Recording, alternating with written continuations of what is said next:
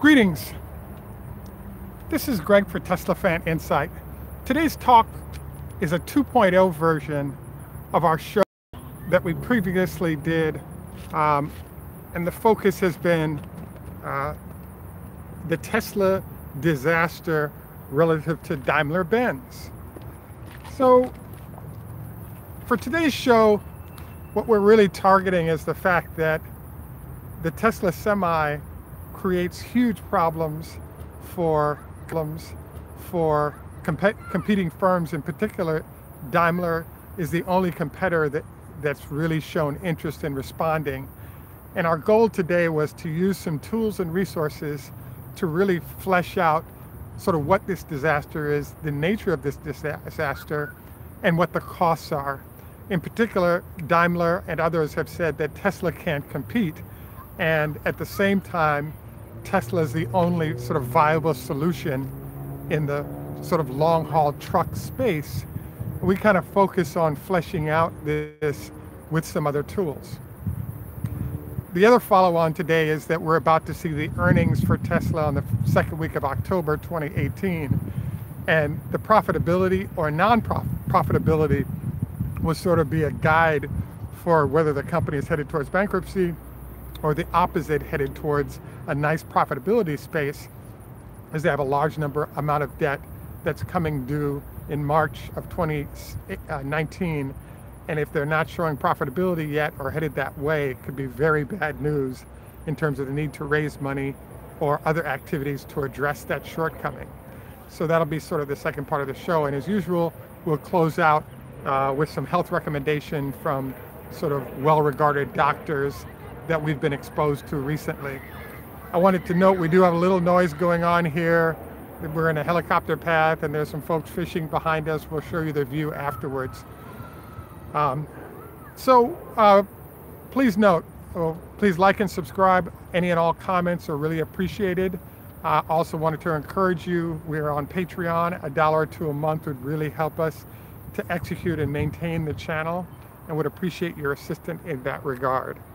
Finally, please note that your likes influence the ranking of this show, so anything you have to say in that regard is appreciated, both during our show or afterwards. Now, to sort of give you guys a tool, for those of you who are initiating the dialogue that we're doing right away, I'm going to ask you to go over to Tesla Fan Insight, and there's a graph there that I'll be speaking on today, and we're at Tesla Fan Insight on Facebook. I posted today a graphic that was presented by a Carnegie Mellon professor regarding the execution of batteries relative to the semi-truck. And so if you go over to Tesla Fan Insight real quick, take a look at that graphic, because I'll pretty much be talking on what exactly that graphic says, and I think it'll help you keep going. And I'm not able to post that graphic on this video until after this show is done. So how this all came together is the fact that Elon Musk in April of 2017 announced that he was actually going to produce a semi-truck. So there was all kinds of speculation that went on as to whether or not he was joking. Was it just a group of guys who threw an idea out there and they weren't serious? It wasn't clear whether or not the initiative that he was going to do was a serious one or one that was sort of happenstance and it was going to be a haphazard. And obviously we've seen what's happened follow on. And so our initial show in this topic last week focused on the fact that all the research that was done by the Carnegie Mellon professor sort of looked closely at the industry, how batteries were working, and how Tesla's product might fit into this. And the conclusion at the time was that with the 18650 battery, Tesla could not be competitive. And so one of the elements of the graphic I'd like to have you focus on to start on is to take a look at what I call the red section. So if you look at the graph, in red, they have the fact that if you want a semi-truck to go 900 miles, the battery pack for that 900-mile semi is 25 tons or 50,000 pounds. So if you take that 50,000 pound battery and add a 20,000 pound cabin on the back and motors and the front of the truck, your total weight is over 70,000 pounds, and you're only allowed to move at maximum 80,000 pounds on federal highways without special permits in the United States. So in essence, a battery pack was not working that great as a viable solution until around now, simply because the weight of those batteries, if you wanted to go a certain distance, was not viable. The second sort of and more likely scenario is the blue images that you'll see on that screen. What blue represents, so in the case of the red represents about 900 miles. The cost of that battery pack is $400,000, and it weighs 25 tons or 50,000 pounds. So the conclusion was totally not viable, and therefore not anything that could be done. Now, if you look at the blue, it becomes a little bit more possible. So what the blue represents is, if you're looking to go approximately 300 miles, that battery pack is about $200,000, and that's just for the battery pack.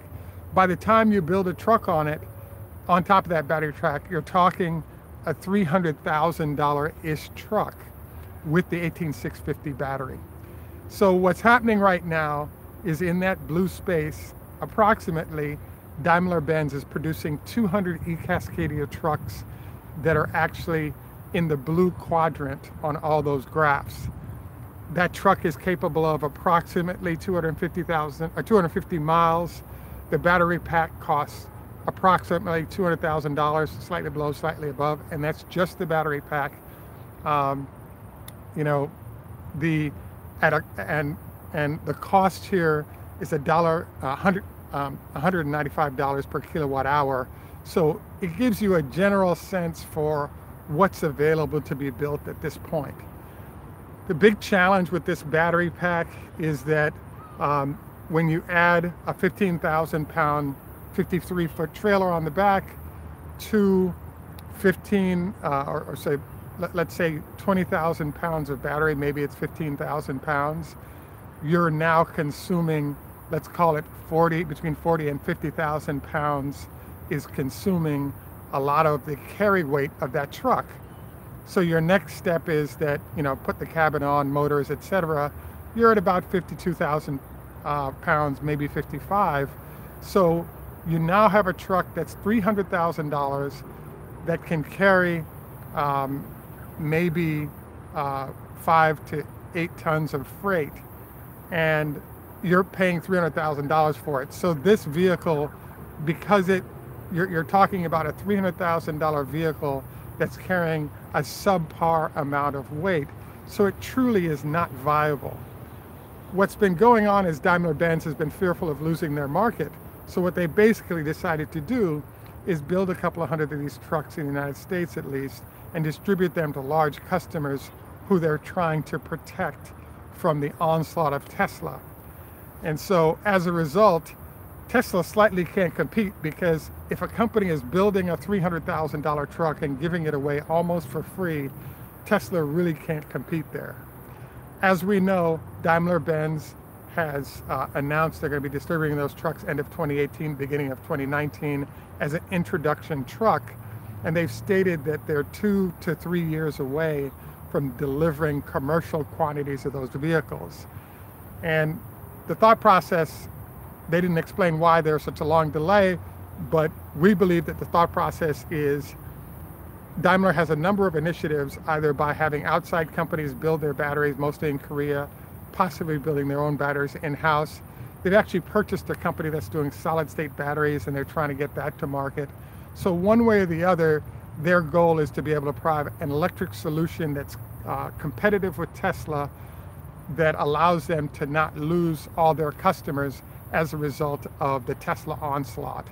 And their process for doing this is using 18650 batteries and basically giving away the trucks. Now, this concept really sounds good. The problem they've been having is that they've been doing this experiment for almost 10 years, and what they're finding is that at about the 3-year mark, when they put this in the hand of customers, the customers have found that after 3 years, the battery packs are worthless. So Daimler has been working to improve the quality of their thermal management and other activities, compete with Tesla. But the problem is Tesla's solution has just still been superior, so they've been kind of stuck. So there are kind of two elements of this that reflects the Tesla dominance as they prepare to deliver trucks in 2019. The first element is the kilowatt hour for the 18650 battery is $195 currently. It might be a few dollars lower than that, but cobalt costs are keeping it on the higher side, possibly rising. In the case of Tesla, the configuration of the battery and the scale that they have at the Gigafactory has allowed them to now get to scale working with the Model 3. So what that means is their kilowatt hour is at about $100 per kilowatt hour. Not only is it Tesla has an advantage in terms of the kilowatt hour cost of the battery, but according to Tesla, they're able to get twice the amount of power out of at half the cost for the same battery. So the other issue with the Tesla battery is it has a lower cost per kilowatt hour, number one, and number two, it weighs half of what the battery pack weighs when it comes to the 18650 battery. So this combination is where it's a complete disaster for competitors. And I keep picking on Daimler, but there's BMW, there's Cummins, there's Freightliner, there are all these other large companies, VW, that have to compete with Tesla. And those numbers really destroy the ability of those individual companies to come after Tesla in a competitive way. So in general, what we've been suggesting is that Tesla right now, and right now meaning middle part, correct. Tesla right now, meaning middle of 2019, as they start to deliver the semi-truck, will be able to deliver a truck that they're selling to customers for approximately $200,000 per truck. And because of challenges being had by competitors, especially huge ones like Daimler, they're going to be able to deliver a truck for $200,000 where just the battery pack of competing products is $200,000. And they've got all kinds of data about the longevity of the battery packs, etc., that competitors will not have. I'm not getting into drivetrains and other things that are influencing Tesla's success in this space, because we can kind of look at the 2170 battery and there are all different ways. Nobody's gotten a look at the drivetrain that Tesla created, but we're seeing it run on the semi-truck and therefore can conclude that it works pretty well. So when we put it all together, what it says is Daimler is going to deliver a truck for between $300,000 and $400,000, and that truck will be able to carry perhaps half the freight that Tesla will be able to carry. Tesla will be able to deliver a vehicle for $200,000 that carries double the freight, that has much longer operating times than the Daimler trucks. And hence, this is how we're concluding that this is a complete disaster for Daimler, Peterbilt, Cummins, all the other large truck manufacturers, Scandia, around the world are stuck battling in a space where a whole bunch of their customers, particularly China, wants to see electric products on the market, and their solutions are not viable. So if your freight capacity is sub 5 or 10 tons, it just isn't economically viable to put that truck out, because your customers can't afford to pay for it. And even economies of scale or reduced expenditure on fuel isn't going to help you to be successful there. So, long-winded statement, please take time out to view the graphic that we have on Tesla Fan Insight on Facebook. Also want to encourage you to view the graphic I'm going to post on this video within 5 minutes to completion. And just, you can make all kinds of inferences on your own, but in essence, the Tesla Semi, once it comes out, if in fact Elon is pricing it the way he is, and they've achieved the $100 per kilowatt hour that the Gigafactory is supposed to deliver. This represents a huge competitive disaster for competing firms, and I'm particularly focused on Daimler. Now, one final note on Daimler in particular is the CEO of Daimler has just decided to step down, and one of the executives that was in charge of their response on electric vehicles is going to be heading up the company. There's a whole bunch of sort of other challenges that are introduced by the Tesla success when it comes to electric vehicles and batteries. And one of the biggest ones is the fact that Daimler really operates more like a family company in Germany, where they employ large numbers of people, etc. So the unions in Germany have been trying to limit the ability of the company to move to electric, because once you move to electric, it costs them a number of jobs. So you now have these companies having to both develop in diesel vehicles and electric at the same time. They're going to have to transition over to electric as it's being demanded by huge numbers of customers all over. And as this occurs, and if they don't do it, they'll lose a bunch of market share. But when they do it, they lose a bunch of jobs, because there's a lot of jobs attached to the parts, etc. So I think the whole thing's fascinating. The professor at Carnegie Mellon is a mechanical engineering professor. His name is Viswanathan. I want to encourage you guys to type into Google Tesla semi Carnegie Mellon, and it'll give you all of the engineering diagrams and designs, including the chart that we're featuring on this video, so that you can have a chance to look at what all the inferences are, how much the batteries weigh, cost of battery, amount of freight space that's consumed by the weight of those batteries when it comes to the 18650. Tesla is not giving away any data to know what their circumstances are, but again, I'm really confident about the Tesla capabilities, given that we're able to see the truck moving around successfully and supercharging without any issues. The next thing I wanted to cover as we close out our show today is the fact that we're about to have an announcement from Tesla relative to its stock and earnings. The earnings that are being generated by the huge Tesla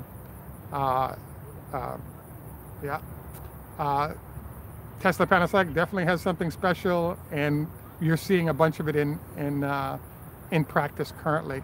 Absolutely. So this is a big week for Tesla. I think the stock could move as much as 20% up or down. I think it's going to be moving up because Elon Musk knows what the performance parameters are, and I think he's going to deliver on those, because he knows what the consequences are if they don't. So they've been firing people and rehiring where needed to really right-size the company, because they're not allowed to take on new debt given the structure of things thus far. So 55,000 Model 3s produced, good number of Model X's and S's as well. I think everything is clicking pretty well. The only thing is, hopefully Elon doesn't pick a fight with the SEC and create more problems afterwards. So we'll see how this all plays out. Again, I think I think this is a valuable contribution to the conversation about what's going on with semis and electric. I think that I was kind of amazed, because even though Tesla's vehicles can go 500 miles, for mission critical, I really think you want 400 or 500 miles of range, even though you're going to use it for 200 to 300 miles, because that gives you room for the battery to not be overused or anything of that sort. And so for that 250 miles and less, it represents 70% of all the freight that's shipped in the world. So they're not trying to go after the entire marketplace, which is kind of the suggestion of what they were not capable of doing. And I think the solution completely works. Final thing I wanted to jump into is we usually have some health suggestions. I'm about to do my 20 leg lifts per leg. One of our doctors, friend of the show, suggested that every day you should be doing 20 leg lifts per leg, as a way to make sure that you strengthen the quad muscles and therefore lock in the knee joint and support strengthening there, so you don't have to have knee replacement.